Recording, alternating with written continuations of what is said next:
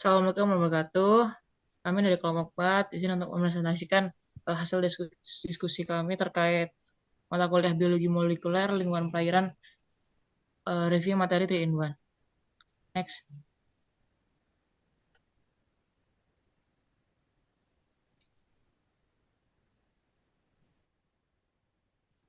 Untuk anggota kelompok sendiri ada yang pertama Tasya Rafifa Azhara, lalu ada Aldila Salma Detriani, lalu ada Marisa Salvalia Usida, lalu ada Galan Hidayat saya sendiri, dan ada Raja Ruby Kurnia dan Dharma Baidillah. Next.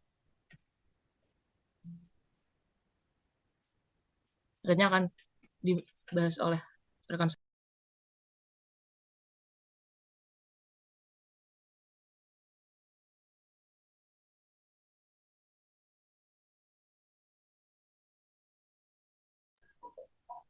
Selanjutnya yaitu materi mengenai biologi molekuler. Pada biologi molekuler ini melibatkan studi mengenai struktur beserta fungsi dari makromolekul biologis. Sejarah dari biologi molekuler ditemukan dengan penemuan struktur helix ganda DNA. Saat ditemukannya struktur helix ganda DNA, pada saat itu banyak penemuan-penemuan penting lainnya yang telah dilakukan. Salah satunya itu dogma sentral biologi molekuler. Beberapa teknik dalam biologi molekuler itu yang pertama ada PCR, yang dimana teknik dalam biologi molekuler digunakan untuk memperkuat DNA. Teknik ini melibatkan siklus pemanasan dan pendinginan berulang. Teknik ini juga dapat digunakan untuk menghasilkan jutaan salinan rangkaian DNA tertentu.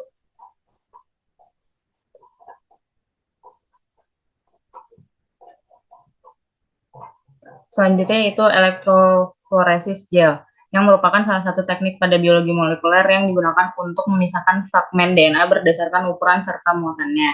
Yang ketiga yaitu DNA bermigrasi melalui gel. DNA dimasukkan ke dalam matriks gel dan arus listrik dialirkan sehingga menyebabkan DNA bermigrasi melalui gel.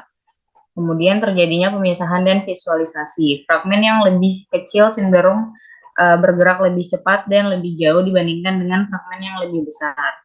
Lalu ada pengurutan DNA yang meliputi pengurutan Sanger dan pengurutan generasi berikutnya.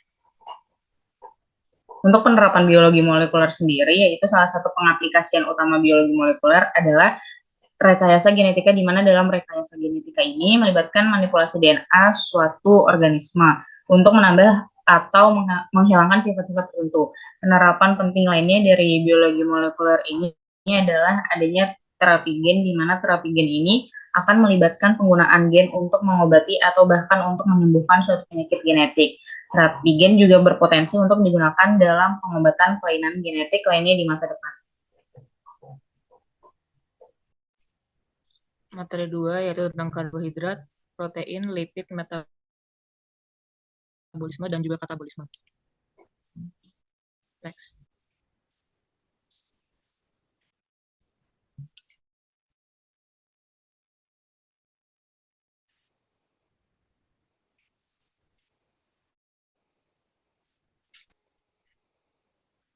Karbohidrat adalah sumber energi yang penting sebagai penyedia bahan bakar untuk otot dan juga otak. Karbohidrat di lingkungan perairan berasal dari berbagai sumber, termasuk bahan organik mati, bahan organik terlarut, dan juga organisme hidup seperti alga dan juga bakteri. Karbohidrat ini dapat mempunyai dampak yang signifikan terhadap komunitas mikroba karena mereka menyediakan sumber energi penting bagi banyak mikroorganisme. Peran karbohidrat dalam tubuh kita tuh yaitu sebagai menyediakan energi bagi tubuh kita, dan karbohidrat sendiri dipecah menjadi glukosa, yaitu digunakan oleh sel kita sebagai bahan bakar. Tanpa karbohidrat, kita akan kekurangan energi yang dibutuhkan untuk melakukan tugas yang paling sederhana sekalipun. Next. Protein adalah molekul kompleks yang memainkan peran penting dari asam amino yang dihubungkan satu sama lain. Protein juga sebagai pengangkut berfungsi sebagai pengangkut membawa nutrisi dalam molekul lain ke seluruh tubuh dan sebagai hormon yang mengatur berbagai proses fisiologis. Struktur suatu protein ditentukan oleh urutan asam aminonya yang dihubungkan satu sama lain melalui ikatan peptida untuk membentuk rantai panjang. Rantai ini dapat terlipat menjadi bentuk tertentu seperti helix atau lembaran yang distabilkan oleh ikatan hidrogen dan interaksi lain antara asam amino. Next.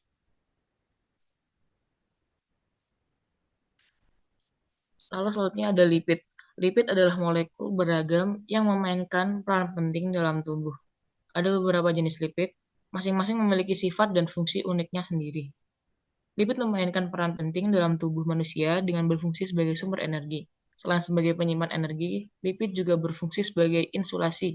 Jaringan adipasa yang terutama terdiri dari lipid membantu mengatur suhu tubuh dengan menyediakan lapisan insulasi yang merangkap panas di dalam tubuh. Next. Lalu selanjutnya ada metabolisme. Metabolisme adalah serangkaian reaksi kimia yang terjadi pada organisme hidup untuk mempertahankan kehidupan. Jalur metabolisme adalah serangkaian reaksi kimia yang terjadi di dalam sel. Terdapat dua jenis jalur metabolisme utama, yaitu katabolik, yaitu memecah molekul yang lebih besar menjadi molekul yang lebih kecil, sehingga melepaskan energi dalam prosesnya. Lalu ada anabolik, yaitu membangun molekul yang lebih besar dari molekul yang lebih kecil, sehingga memakan energi dalam prosesnya. Kedua jenis jalur ini penting agar metabolisme dapat terjadi. Next. Lalu yang terakhir yaitu katabolisme. Katabolisme merupakan proses mendasar yang terjadi pada organisme hidup, termasuk manusia. Katabolisme adalah proses penting dalam organisme hidup karena menyediakan energi berbagai aktivitas metabolisme. Ada 3 tahap katabolisme. Yang pertama yaitu glikolisis, adalah proses di mana glukosa dipecah menjadi pirufat. Ini terjadi di sitoplasma sel dan merupakan langkah pertama dalam respirasi sel. Proses glikolisis dapat dipecah menjadi 3 tahap utama, yaitu investasi energi, lalu kedua pembelahan, dan juga pembebasan energi. Lalu yang kedua ada siklus asam sitrat. Juga dikenal sebagai siklus Krebs atau siklus TCA, adalah serangkaian reaksi kimia yang terjadi di dalam mitokondria sel. Siklus dimulai dengan konversi asetil-CoA menjadi asitrat dan diakhiri dengan produksi ATP yang merupakan sumber energi utama sel. Dan yang terakhir ada oksidatif fosforilasi. Adalah tahap terakhir dari respirasi sel, di mana energi yang disimpan dalam bentuk elektron digunakan untuk menghasilkan ATP, sumber energi utama bagi sel. Proses ini berlangsung di membran dan mitokondria yang sering disebut sebagai pusat kekuatan sel.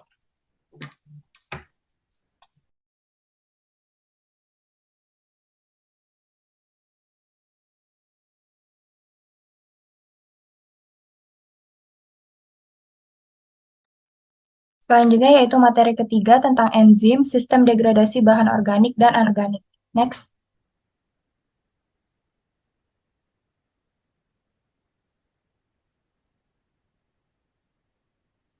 Yang pertama enzim. Enzim ini adalah katalis biologis yang dapat mempercepat reaksi kimia dalam organisme hidup. Peranan penting enzim di dalam sistem biologis yaitu memungkinkan organisme untuk dapat melakukan reaksi kimia yang kompleks dengan waktu yang lebih cepat dibandingkan tanpa adanya enzim. Nah, secara singkatnya, ini peranan enzim ini sebagai sistem kekebalan tubuh dan untuk mengidentifikasi dan menghancurkan bakteri serta virus berbahaya. Kemudian enzim ini sangat spesifik, artinya enzim hanya mengkatalisis reaksi spesifik tertentu dengan substrat tertentu. Enzim ini dapat terhambat yang dibagi menjadi 3, yaitu penghambat kompetitif, yang kedua penghambat non-kompetitif, dan yang ketiga ada penghambat tidak kompetitif. Next.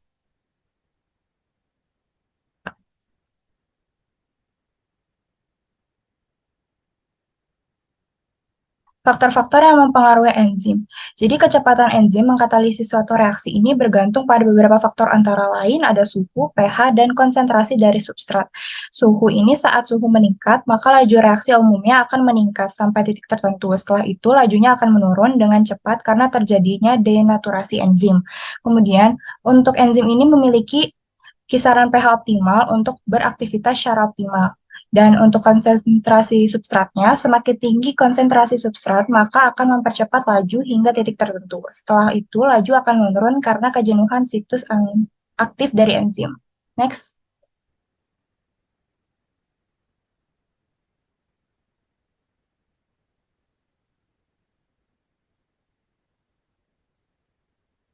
Oke, masuk ke degradasi bahan organik. Jadi, degradasi bahan organik adalah proses kompleks yang melibatkan pemecahan molekul organik besar menjadi berukuran lebih kecil. Enzim ini berperan penting dalam proses ini dengan mengkatalisis reaksi kimia spesifik yang memecah molekul-molekul tersebut. Reaksi ini terjadi pada situs tertentu pada enzim yang disebut situs aktif, di mana substrat atau molekul yang dipecah berkaitan dengan enzim. Skala berkaitan, enzim memfasilitasi reaksi kimia sehingga menghasilkan pemecahan substrat menjadi molekul yang lebih kecil. Nah, sumber bahan organik ini antara lain ada alami yang berasal dari tanaman yang membusuk, kotoran hewan, dan organisme yang telah mati. Kemudian antropogenik, yaitu berasal dari limbah, limpasan pertanian, dan pembuangan industri. Next.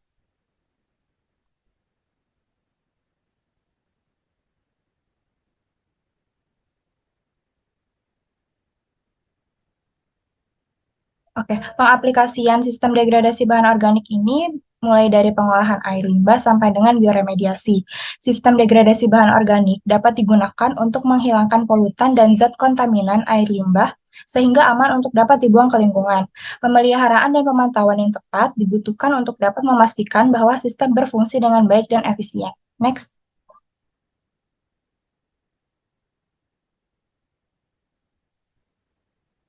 Ya, mikroorganisme. Mikroorganisme ini memainkan peran penting dalam menjaga kesehatan ekosistem perairan dengan cara memecah bahan organik dan mendaur ulang kembali ke ekosistem. Mikroorganisme ini menggunakan berbagai strategi yang dapat memecahkan bahan tersebut, seperti respirasi aerob dan anaerob serta fermentasi. Nah, degradasi aerobik ini melibatkan penggunaan oksigen untuk memecah bahan organik menjadi senyawa yang lebih sederhana. Kemudian untuk degradasi anaerobik, tanpa adanya oksigen dan bergantung pada akseptor elektron lain seperti nitrat atau sulfat. Dan fermentasi ini pemecahan senyawa kompleks menjadi senyawa sederhana dibantu dengan enzim. Next.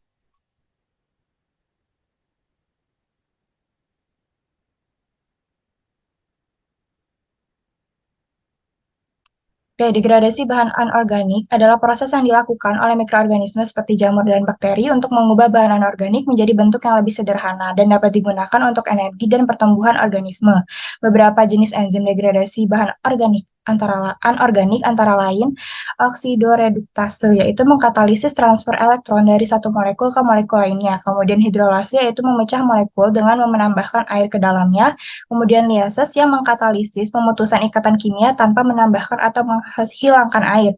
Dan yang terakhir transferase yang mentransfer gugus fungsi antara molekul dan ligase yang bergabung dengan dua molekul bersama-sama. Next.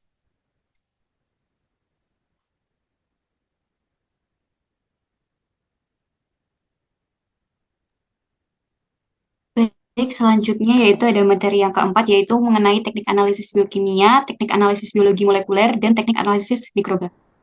Next. Untuk teknik analisis biokimia sendiri merupakan bagian penting dari ilmu pengetahuan modern yang memungkinkan kita mempelajari proses kompleks yang terjadi dalam organisme hidup. Kemudian ada teknik analisis biologi molekuler, yaitu merupakan metode yang digunakan untuk memahami, menganalisis, dan memanipulasi komponen biologis pada tingkat molekuler seperti DNA, RNA, dan protein. Yang ketiga ada teknik analisis mikroba yang merupakan metode yang digunakan untuk mengidentifikasi dan mengukur mikroorganisme dalam suatu sampel. Next. Untuk teknik analisis biokimia sendiri yaitu menggunakan beberapa teknik. Yang pertama ada enzim link immunosorbent assay atau ELISA yang telah banyak digunakan dalam penelitian mikrobiologi perairan untuk mendeteksi berbagai antigen mikroba termasuk antigen dari pertumbuhan alga yang berbahaya, patogen, dan virus. Kemudian ada PCR atau polymerase chain reaction yang merupakan teknik ampuh yang digunakan dalam mikrobiologi perairan untuk mendeteksi dan mengukur DNA mikroba.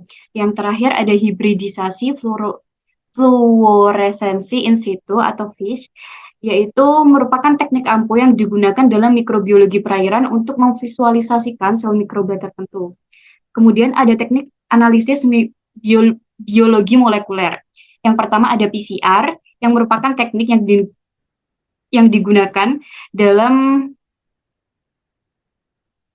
analisis biologi molekuler untuk memperkuat beberapa salinan sepotong DNA dalam beberapa kali lipat yang menghasilkan ribuan hingga jutaan salinan rangkaian DNA tertentu. Kemudian ada electrophoresis gel, yaitu teknik ampuh yang digunakan dalam analisis biologi molekuler untuk memisahkan molekul DNA, RNA, atau protein berdasarkan ukuran dan muatannya. Kemudian terdapat denaturing gradient gel electrophoresis atau DGGE adalah teknik biologi molekuler yang digunakan untuk menganalisis komunitas mikroba di lingkungan perairan. Kemudian ada sequencing. Sequencing sendiri ini merupakan teknik ampuh yang digunakan dalam analisis biologi molekuler untuk menentukan urutan nukleotida yang tepat dalam molekul DNA. Kemudian ada analisis microarray yang merupakan teknik dengan output yang tinggi yang digunakan untuk mempelajari gen ekspresi dan fungsi gen. Kemudian ada hibridisasi fluoresensi in situ yang merupakan teknik yang digunakan untuk mengidentifikasi dan mengukur populasi mikroba tertentu di lingkungan perairan.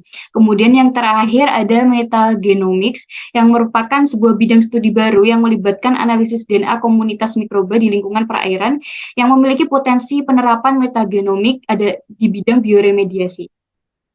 Selanjutnya ada teknik analisis mikroba. Untuk teknik analisis mikroba sendiri, beberapa teknik yang sering digunakan yaitu yang pertama ada mikroskop, yang merupakan suatu teknik tertua yang paling umum digunakan untuk menganalisis populasi mikroba di lingkungan perairan.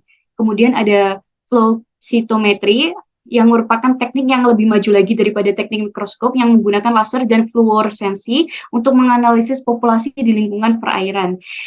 Teknik ini memberikan analisis yang cepat dan akurat yang memungkinkan bagi peneliti untuk menghitung jumlah sel dan menilai kelangsungan hidup mereka. Kemudian yang terakhir ada PCR. PCR sendiri digunakan untuk memperkuat urutan DNA tertentu dari suatu sampel dan dapat memberikan informasi tentang keragaman genetik serta identitas dari mikroorganisme itu sendiri. Next. Selanjutnya itu materi 5 yang dimana membahas mengenai elemen biokimia dan komponen xenobiotik atau konsep dasar dalam hidup organisme. Xenobiotik adalah zat kimia asing yang ditemukan di dalam suatu organisme yang biasanya tidak diproduksi secara alami atau diperkirakan ada di dalamnya. Secara khusus, obat-obatan seperti antibiotik, xenobiotik dalam tubuh manusia tidak memproduksinya sendiri, juga bukan bagian dari makanan normal. Hal ini tidak terdapat di alam sehingga merupakan benda asing ke biosfer. Selanjutnya itu biotransformasi yang dimana sebagai proses metabolisme yang terjadi terutama di hati dan membantu memfasilitasi ekskresi zat eksogen dan endogen. Tujuan dari biotransformasi ialah memfasilitasi ekskresi atau mengubah senyawa lipofilik menjadi hidrofilik. Detoksifikasi atau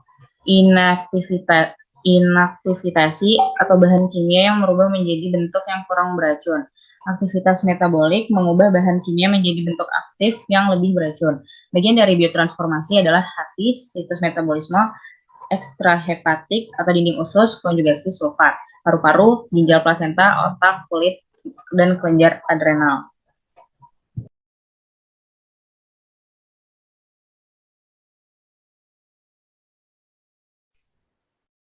Selanjutnya yaitu metabolisme xenobiotik dibagi dalam 2 fase, yaitu fase 1 pengurangan.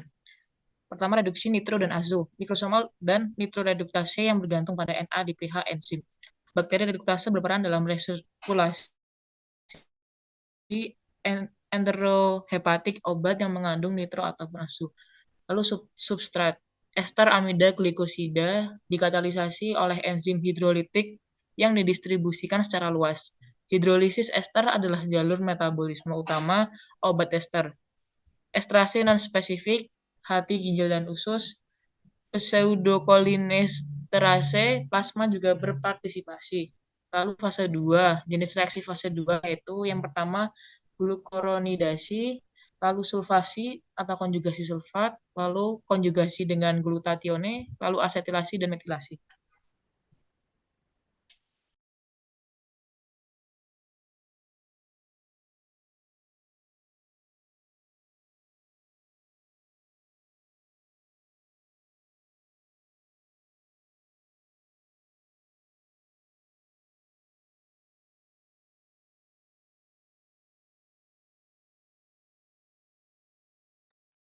Selanjutnya yaitu materi ke-6 tentang sistem degradasi bahan biokimia pada organisme hidup.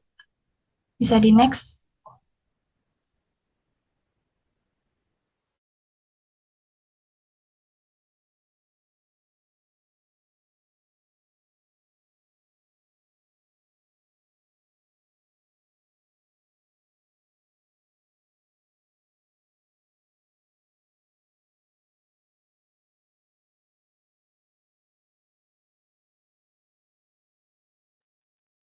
Untuk yang pertama yaitu ada sistem degradasi biokimia.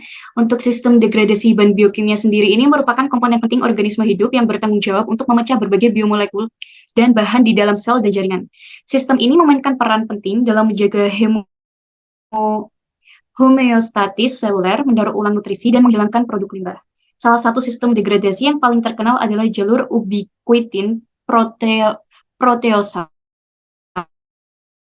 atau pembuangan sampah yang bertanggung jawab untuk secara selektif memecah protein yang rusak, salah lipatan, dan tidak diperlukan lagi. Next.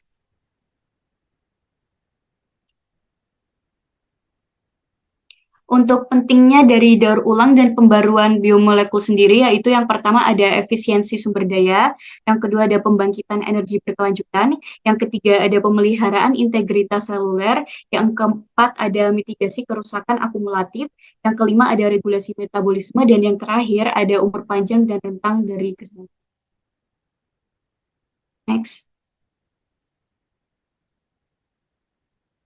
Untuk jalur degradasi intraseluler sendiri, merupakan mekanisme mendasar dalam organisme hidup yang memungkinkan pemecahan dan daur ulang biomolekul secara efisien untuk mempertahankan homeostatis seluler dan mempertahankan kesehatan organisme secara keseluruhan. Jalur ini memiliki cakupan yaitu beragam proses yang menargetkan berbagai biomolekul antara lain yaitu protein, lipid, karbohidrat, dan biomolekul. Untuk gambarnya dapat dilihat di slide. Next.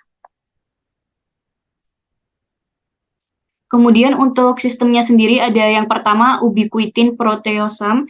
Ini merupakan sistem degradasi protein selektif yang bertanggung jawab atas pemecahan protein yang rusak atau tidak dibutuhkan yang melibatkan penandaan protein dengan molekul ubiquitin yang tandanya itu untuk dikenali dan selanjutnya didegradasi oleh kompleks proteosome. Jalur ini memainkan peran penting dalam mengatur perkembangan siklus sel, pengendalian kualitas protein, dan pembuangan protein yang salah lipatan atau terregresi. Kemudian untuk autofagi sendiri, autofagi merupakan proses yang sangat ketal yang melibatkan penyerapan komponen seluler dalam vesikel membran ganda yang disebut autofagosomes. Vesikel ini kemudian menyatu dengan lisosom, di mana bahan yang tertutup didegradasi oleh enzim lisosom yang autofaginya sendiri berfungsi sebagai mekanisme penting untuk mendaur ulang organel, menghilangkan agregat protein, dan beradaptasi dengan kekurangan nutrisi atau kondisi yang stres. Next. Kemudian ada lipolisis. Untuk lipolisis sendiri, itu merupakan degradasi lipid atau yang penting untuk melepaskan asam lemak dan gliserol dari simpanan trigliserida, kemudian dimanfaatkan untuk produksi energi selama periode kebutuhan energi. Lipolisis sendiri terjadi di jaringan adiposa dan diatur oleh sinyal hormonal oleh enzim lipase intraseluler. Kemudian ada glikolisis dan degradasi karbohidrat. Untuk karbohidrat sendiri ini dikatabolisme melalui glikolisis, melalui serangkaian reaksi enzimatik yang menghasilkan ATP dan pirufat. Proses ini terjadi di sitoplasma dan berfungsi sebagai jalur pusat penghasil energi. Untuk glikolisis sendiri juga mempunyai implikasi anabolik yang berkontribusi terhadap sintesis biomolekul seperti asam amino dan nukleotida. Next. Kemudian ada degradasi asam nukleat. Untuk nuklease sendiri merupakan enzim yang bertanggung jawab untuk mendegradasi asam nukleat seperti DNA dan RNA menjadi nukleotida. Untuk proses ini tidak hanya mendaur ulang bahan penyusun nukleotida, tetapi juga membantu mengatur ekspresi gen dengan menghilangkan molekul RNA yang tidak diinginkan dan mencegah akumulasi materi genetik yang berpotensi membahayakan. Selanjutnya ada degradasi ekstraseluler. Untuk Proses ini sendiri merupakan mekanisme penting yang memfasilitasi pemecahan dan daur ulang biomolekul di luar sel, memainkan peran penting dalam menjaga homeostatis jaringan, ketersediaan nutrisi, dan keseimbangan ekosistem secara keseluruhan. Next. Kemudian ada glikolisis ekstraseluler yang merupakan beberapa mikroba dan sel kanker yang menunjukkan glikolisis di mana metabolisme glukosa menjadi laktat di lingkungan ekstraseluler. Proses ini dapat mengubah pH lingkungan mikro dan mempengaruhi fungsi jaringan serta respon imun. Kemudian ada matriks ekstraseluler yang merupakan komponen dari kolagen dan elastin yang mengalami remodeling terus-menerus melalui proses degradasi ekstraseluler. Enzimnya berupa metaloproteinase dan katepsin yang menurunkan dan memodifikasi protein ECM, mempengaruhi arsitektur jaringan migrasi sel dan penyembuhan luka. Kemudian ada lipolisis ekstraseluler yang disekresikan oleh sel dan mikroba terlibat dalam pemecahan lipid ekstraseluler menjadi asam lemak dan gliserol. Kemudian ada mikrobiota dan degradasi usus yang merupakan komunitas beragam dari mikroorganisme yang menghuni saluran pencernaan, memainkan peran penting dalam degradasi biomolekul kompleks yang resisten terhadap enzim pencernaan pada manusia. Next.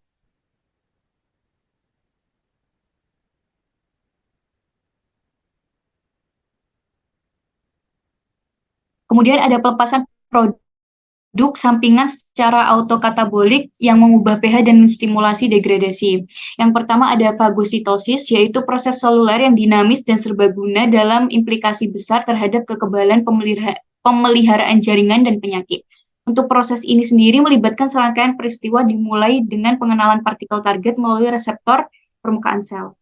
Yang kedua ada hidrolisis. Untuk hidrolisis sendiri ini merupakan mekanisme sentral dalam degradasi biologis yang mengatur pemecahan molekul kompleks untuk mendukung proses seluler yang penting. Hidrolisis sendiri ini merupakan proses peresapan dalam sistem biologis dikatalis oleh enzim yang dikenal sebagai hidrolase. Next.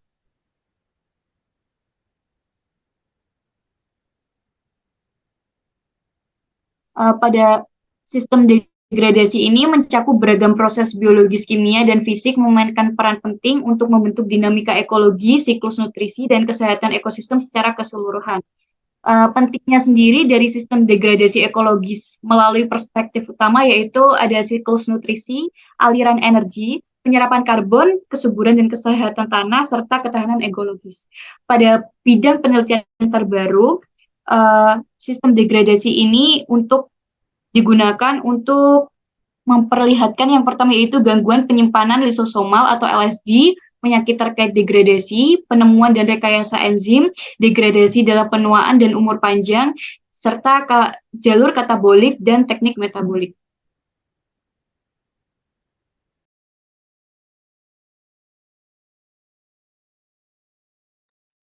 Oke, selanjutnya ada materi ke-7 yaitu prinsip dasar analisis molekuler dalam bioteknologi. Next. Karantina yang pertama ada karantina ikan. Karantina ikan merupakan tindakan sebagai upaya pencegahan masuk dan tersebarnya hama serta penyakit ikan karantina di luar negeri dan dari suatu area ke area lain di dalam negeri maupun keluarnya dari dalam wilayah NKRI. Hama dan penyakit ikan karantina atau HPIK merupakan hama dan penyakit ikan karantina adalah semua hama dan penyakit ikan yang belum terdapat dan atau telah terdapat hanya di area tertentu di wilayah negara Republik Indonesia yang dalam waktu relatif cepat dapat mewabah dan merugikan sosioekonomi atau yang dapat membahayakan kesehatan masyarakat. Next.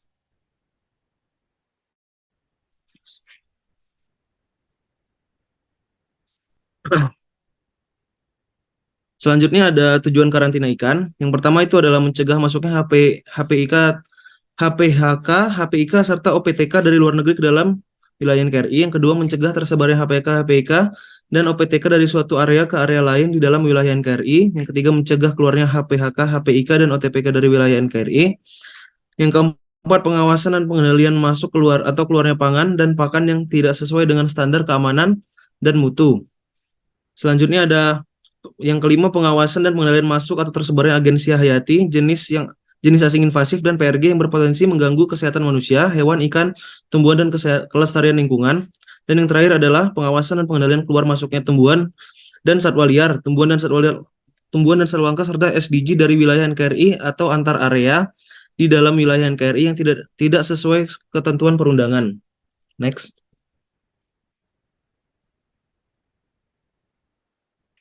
Selanjutnya ada cara pengambilan contoh uji. Cara pengambilan contoh uji adalah jika ikan berukuran besar atau dapat ditangani secara individual, maka digunakan pengambilan contoh uji sistematik random. Contohnya yang pertama, contoh uji dapat dikumpulkan pada saat panen atau selama kegiatan pengelolaan rutin yang melibatkan penanganan ikan seperti penilaian atau vaksinasi. Yang kedua, sampling sistematik dilakukan dengan memilih ikan secara berkala.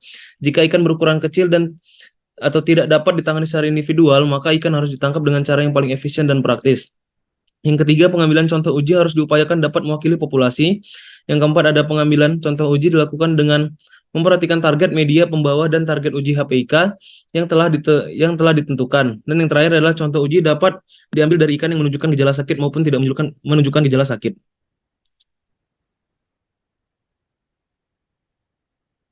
Selanjutnya ada pengujian biologi molekuler. Penemuan mesin PCR merupakan suatu terobosan revolusioner pada pertengahan tahun 1980-an. Penemunya adalah Caribang Smulis, PhD, atau ahli biokimia Amerika. Ia mendapatkan penghargaan Nobel dalam bidang kimia tahun 1993 untuk kemampuan mengembangkan polymerase chain reaction atau PCR. Nah, selanjutnya ada fungsi replikasi DNA secara in vitro.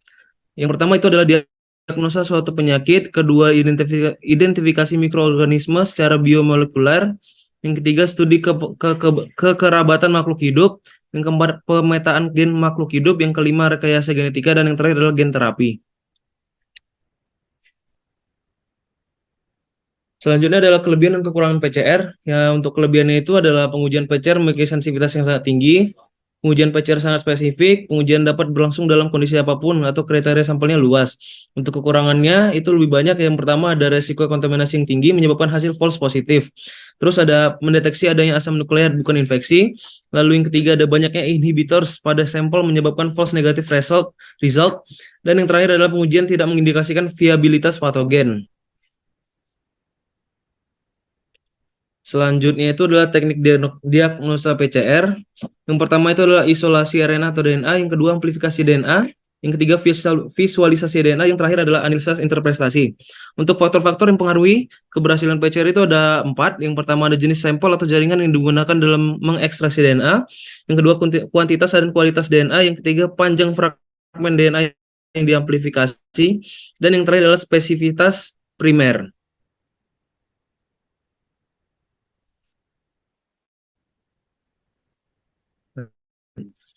Oke, selanjutnya adalah materi yang terakhir, sequencing. Next.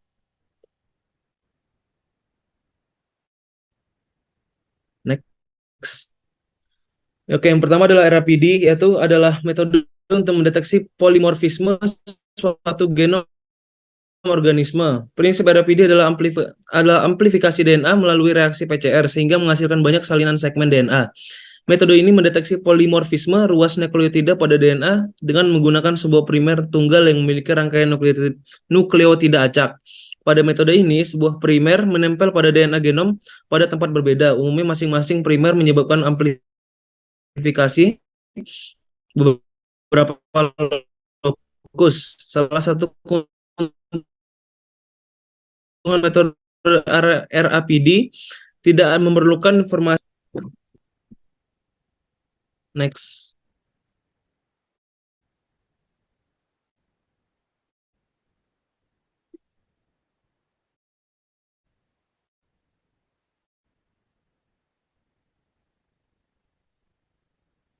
Oke, selanjutnya ada RFLP. Yaitu adalah metode untuk mengidentifikasi polimorfisme DNA di antara individu yang berbeda. Prinsip dasarnya adalah sebagai berikut. Yang pertama, DNA genom dari individu yang berbeda dipotong menjadi fragmen DNA dengan berbagai ukuran menggunakan enzim restriksi yang diketahui. Yang kedua adalah fragmen DNA yang dicerna dipisahkan melalui analisis elektroforesis. Untuk kelebihan utamanya dari RFLP ini, yang pertama adalah ketepatan yang tinggi karena dihasilkan dari situs tertentu melalui enzim restriksi yang diketahui dan hasilnya konstan sepanjang waktu dan lokasi. Yang kedua ada kodominasi yang artinya itu adalah peneliti dapat membedakan antara heterozigot dan juga homozigot. Yang ketiga adalah netralitas selektif mengacu pada situasi di mana alel yang berbeda dari gen tertentu memberikan kecocokan yang sama. Next.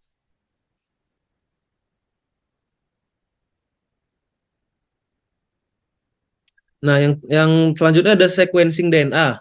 Sequencing DNA merupakan proses atau teknik penentuan urutan basa nukleotida pada suatu segmen molekul DNA. Pengurutan atau sequencing asam nukleat memungkinkan untuk mengetahui kode genetik dari molekul DNA. Sequencing DNA selanjutnya dapat dimanfaatkan untuk menentukan identitas maupun fungsi gen atau fragmen DNA dengan cara membandingkan sekuensnya dengan sekuens DNA lain yang sudah diketahui. Pengetahuan akan sekuens DNA berguna untuk mengetahui sekuens asam amino yang disandikan oleh gen.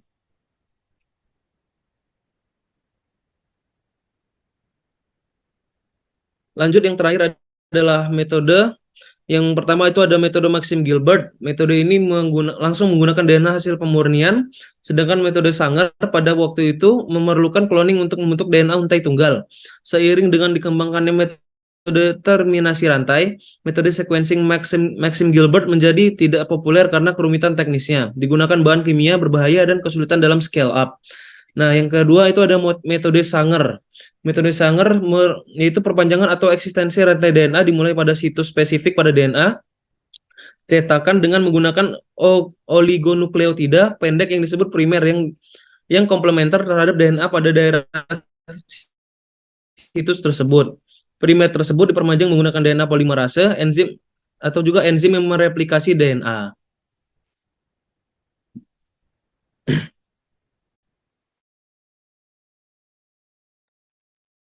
Sekian pemaparan dari kelompok kami, kurang lebihnya mohon maaf. Wassalamualaikum warahmatullahi wabarakatuh.